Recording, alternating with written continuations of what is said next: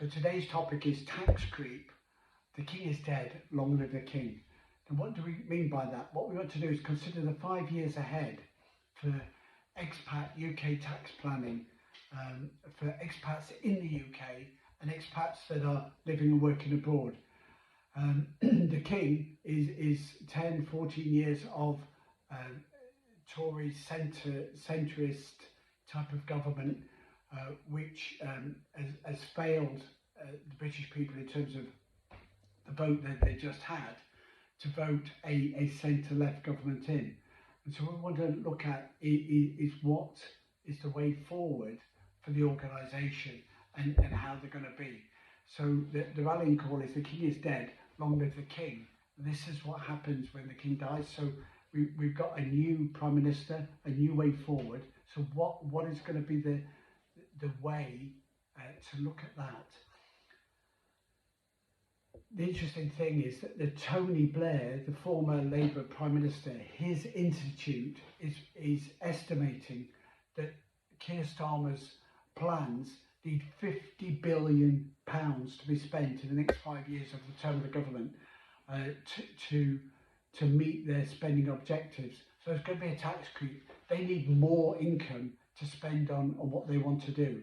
And so we're going to look at that is how a government can raise the tax to pay that, and then whether that tax creep runs from higher wealth, more income, or whether it runs by higher taxes. So let's have a look at that. Is the tax take going to go up, and how is it going to go up? A government in debt has to then pay down its mortgages. So there's lots of government borrowing you will hear mentioned in the press very often. Basically, that means that they've got a mortgage and the government has to pay its mortgage down like everybody else. But it has to pay its expenses as well. If public spending goes up, if public expense goes up, then the debt will go up unless the taxes rise. So there's a balance that the government needs. Is they need to pay their household bills, they need to keep the house in order, and they need to pay their mortgage. Tax creep is potentially more tax to pay, but is it coming from greater wealth or is it coming from higher levels of taxation? So there's essentially three issues to consider. The amount of tax can be the more, the same or less. So a government can move forward by taxing more, keeping taxes the same, or reducing taxes. It has to balance it off against the debt of the government. Does it want more debt, the same debt, or less debt? Or the third way is to look at the services.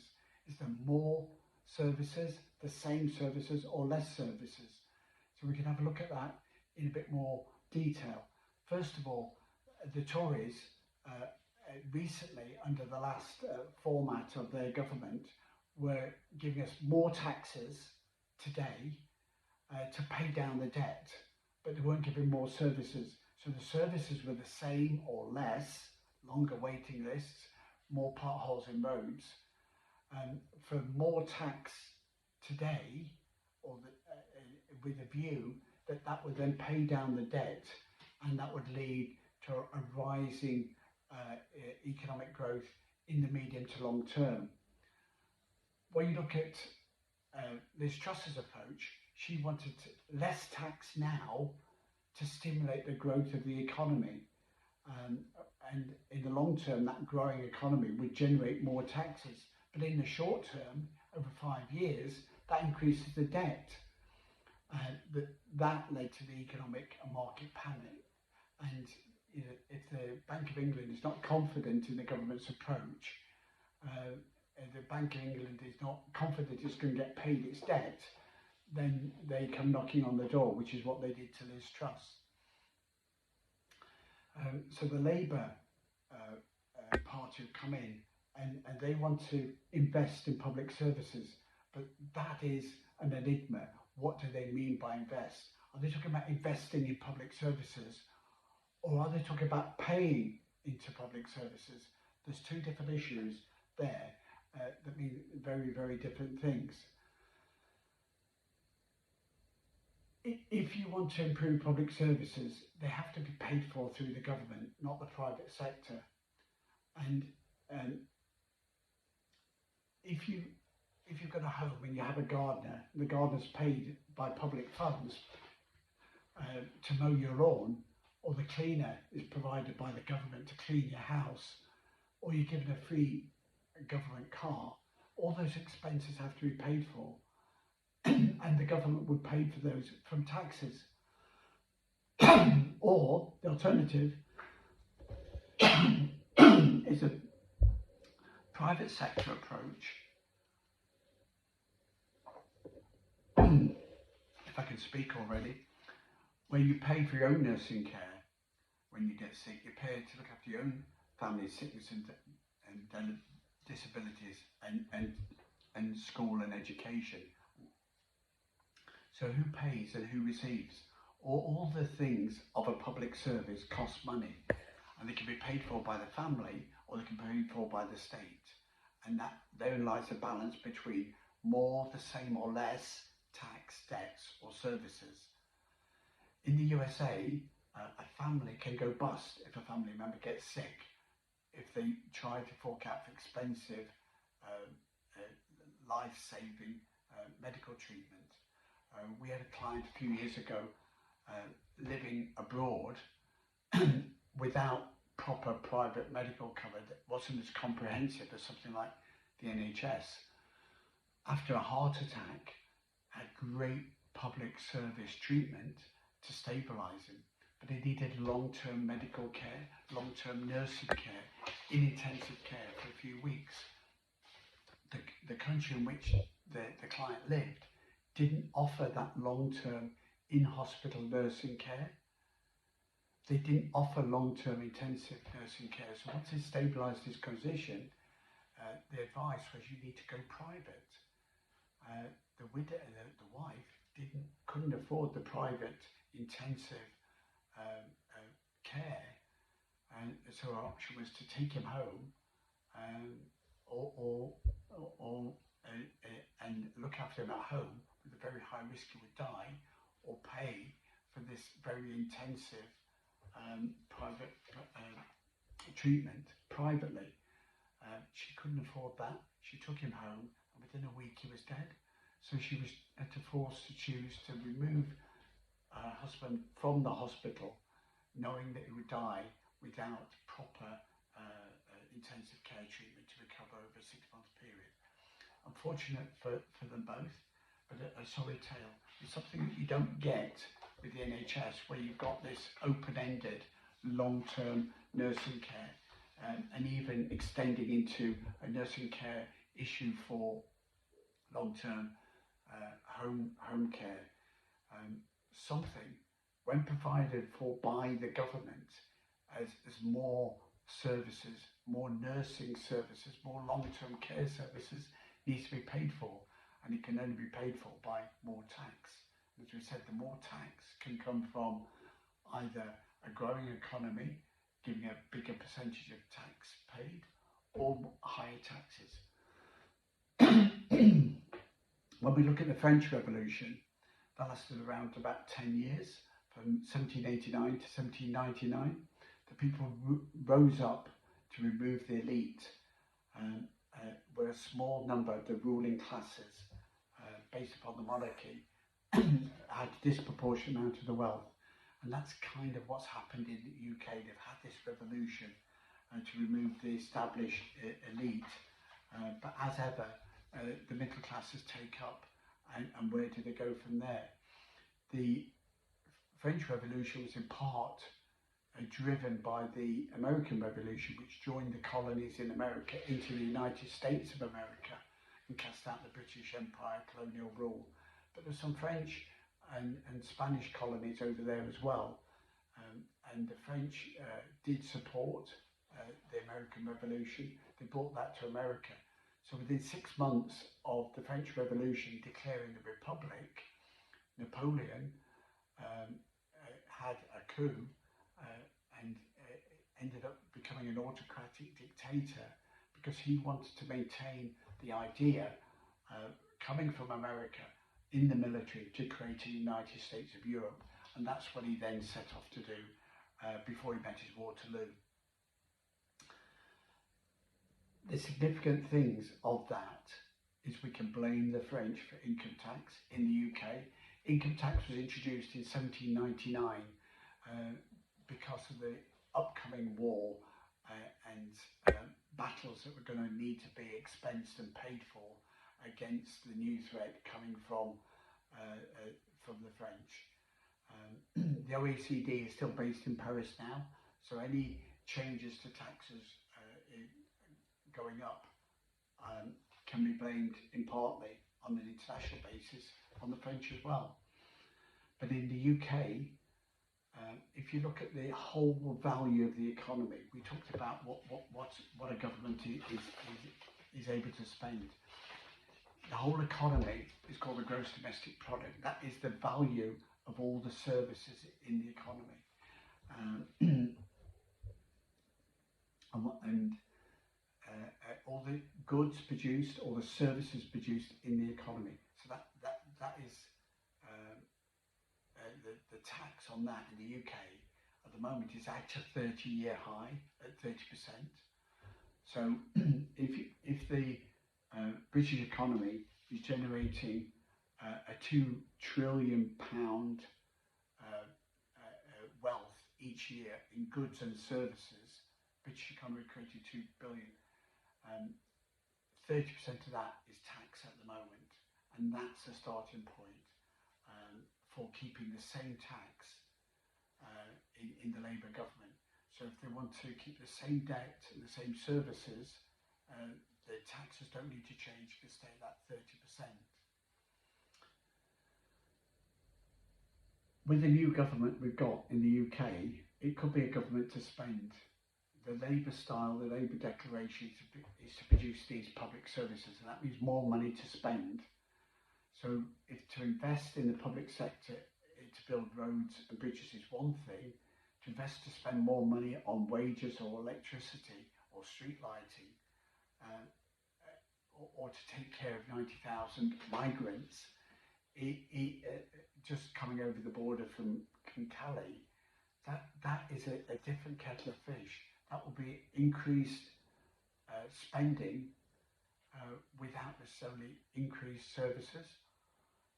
So we need to be clear about what the additional money is going to be spent. If the Labour government are going to spend more on services, is it going to be invested in infrastructure and assets for the country, or is it just spending which needs to be taxed and paid for this year? The Liz Truss law that we all learnt is that you can't borrow money to spend money. So if we assume that the Labour government are not going to be able to increase the UK government debt, they've either got to increase the economy size to increase their net tax, or they've got to increase their rates of taxes. What Sunak and Hunt showed us is you can adopt a sensible long-term approach to tax more to pay down the debt. With less debt, you can then reduce taxes in the medium to long term, which will then stimulate the economy. But you can't do that if you keep chopping and changing your strategy during a 5-year government term. It took the French 10 years to complete their French Revolution. Sunak was never going to achieve anything in 2 years with a long-term strategy. So growing the UK economy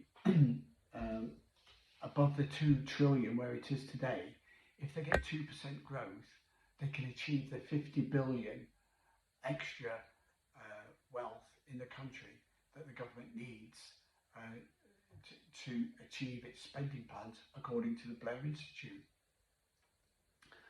So grow the economy by 2% over the next 4 years, the government will have the 50-60 billion it needs to carry out its spending plans as they stand at the moment. And that would mean that the taxes in the UK wouldn't need to change. So if we said that the overall tax on UK citizens at the moment is 30% of what they earn and what they produce, Some people pay less, some people pay more. You pay different rates of taxes on different things. But if the overall average level is 30% and it doesn't go any higher than that 30-year high, and the economy of Britain increases by 2% a year, then they would raise the 60 billion that they need to carry out their spending plans without taxes going up at all. The tax creep then comes from the economic growth. If you want to raise a 50 million now to invest in the economy or spend the more money on more wages and more upkeep, then you need to increase the overall level of taxation, again by 2%. So that means that instead of an average 30%, the UK tax take would have to go by 2%. So we need to raise actually 2% across the board in the UK to do that.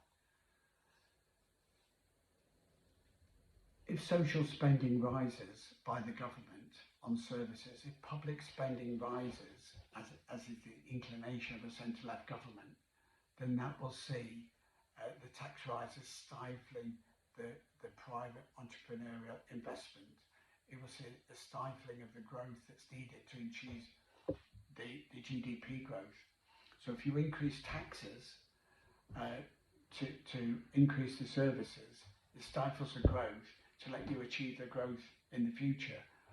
So it's a bit of an oxymoron. If a government wants to grow the economy by investing in it from its own tax money or its own debt money, it's actually not a self-fulfilling prophecy, because the entrepreneurial business doesn't necessarily come from that public sector. So if the government is investing in electric car batteries or nuclear energy as a productive form of business investment, it could generate productive growth in the economy and increase in the GDP and increase the tax in the long run. But it may well not do. So if you want the private sector to generate the extra revenue, then you need to avoid the tax rises. So it's a question about how the new government choose to deliver and balance the level of tax, debt and services that's going to deliver in the economy over the years ahead, and whether it does it as a democratic organisation or use its massive majority to become an autocratic dictatorship. So let's now focus down on what the tax creep might be. So if the government needs an extra 2% and it achieves that by economic growth of the UK economy, that's all well and good. But if they want to spend now and invest in the future, then they need to increase the taxes now. Labour government already said that non-DOMs in the UK, that legislation can be changed by April 25. Conservatives have said that as well. So at the moment, expats living and working in the UK are not taxed on their worldwide unremitted income and earnings. They are now going to be taxed going forward. We don't know the details of that, but we will know them by April. We may well know them before then as well. At the moment, will there be a wealth tax? This is another big issue. Now, this is coming from the OECD and the G20. The international economies are actively looking at a wealth tax. And we mentioned this in our previous tax creep webinars. So take a look at that. There is a potential for a wealth tax to be introduced around the world. It's been examined seriously and proposed by some countries, and some countries have already, in effect, introduced a type of wealth tax on everybody. For example, a 2% solidarity tax for Portugal, or other countries apply a similar sort of 2% tax.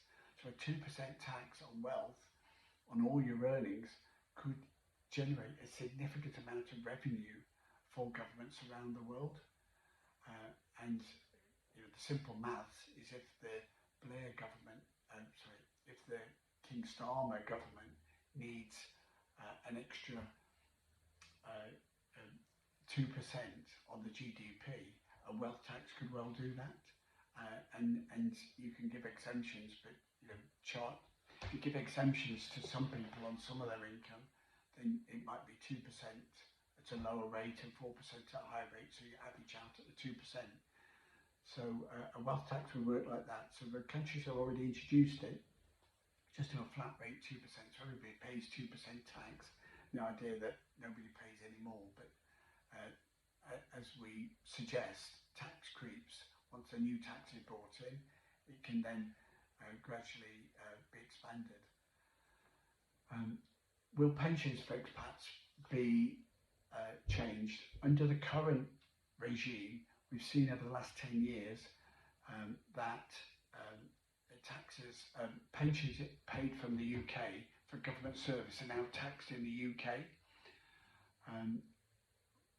If you've got a private pension fund and you die, the money in your pension fund that's left to your estate is taxed as income as well, up to 45%. So pension funds, whether they're a private scheme or a government service scheme, are getting taxed back in the UK. So a very easy thing to raise more revenue back in the UK and to become not dissimilar to the Canadian and American type of tax regimes would be for all UK pensions that are created, all UK pensions that are created, both in the at the moment, a government sector pension is taxed in the UK, even if you're an expat living and working abroad. If you've got a private pension or private company pension, it can be taxed abroad under a double taxation treaty. If you've got a state pension, it could be taxed abroad under a double taxation treaty. So it would be an easy rule to extend the current regime for government service pensions to all pensions, to say that they are taxed at source in the UK, on the basis that the justification would be the tax relief to create that pension scheme is given by the UK, and therefore the UK should have the right to tax that at source. Now, under a double taxation treaty, you won't pay any more tax in another country unless you've got a high rate of tax to pay, but it would avoid an expat paying 5% tax in Cyprus, for example, if the UK rate will be 45%. And the precedent for this could be seen in the tax on estates, where pensions in the UK on death, they're passed to the private pension is passed to the beneficiaries, but it's taxed as income tax to the estate of the beneficiaries up to 45%. For any pension fund with a capital value of more than £125,000 passing to an estate is going to get taxed up to 45% before the estate and the widows benefit from that. So that'd be a good way of the UK keeping more tax revenue at home. You still get double taxation relief, so you wouldn't necessarily pay more tax abroad, but there'd be an expat on a pension living abroad wouldn't get the option to pay a lower rate of tax in their jurisdiction overseas. Inheritance tax is an area that could be taxed. Inheritance tax at the moment is 40%. The rate hasn't changed in more than 15 years, so the personal allowance is still the same. That doesn't need to go up, it could be removed, but there's a tax on beneficiaries. Could that be changed from 40% to the highest marginal rate, 45%, to bring it into line with pensions? Could it be taxed as income? So remove the personal allowance on an inheritance tax of 325 and tax any inheritance as income received by the estate. That would be another way of doing it. Inheritance tax is actually a capital tax, so that's not necessarily it. So it might be adjusted and brought in line with capital taxes rather than inheritance tax. Capital taxes are quite complicated at the moment. So there's two regimes of capital taxes in the UK: on property, which is fixed in the UK, and any asset in the UK is fixed there and it's taxed. But you've got 10 or 20% for capital assets, shares and investments and valuables. You've got 18 or 24% for property. So there's opportunity there for that to be simplified significantly to make one rate. So would that rate be 20%? Would it be 24%? Would it be 10%? Or would it be 40%? Or would it be 45%? Or could capital taxes be adjusted to be your income tax rate? Again, it's a very simple change to do, and it would align so that if you made a capital gain, for example, of £50,000 and it adds to your income to make you a high rate taxpayer, then you pay the higher rate of capital gains tax, which is 20% on investments or 24% on property. So it could be very easy just to say, well, no, if you get a capital gain, we'll tax it at your income tax rate, which means that if you've got an income of 80,000 and you add 100,000, then you're paying up to 45% tax on that capital gain. So that'd be a way forward that could do that. So could we see all the capital taxes treated like the pensions on estates as an income at the highest marginal income tax rate?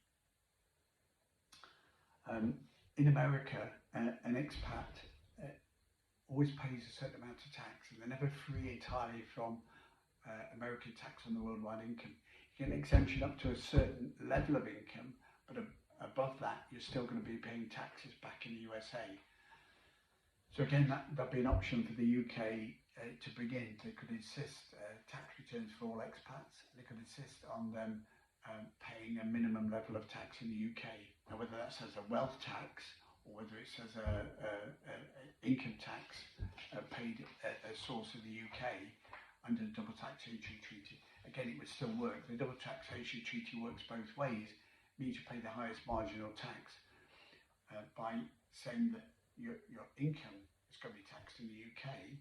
Could mean that you might pay 20% in one country but have an extra 20% to pay in the UK. Or it could mean that you pay 40% in the UK but you can't get you can't pay the reduced rate of 24 that you would pay normally at the moment in your country of tax residence.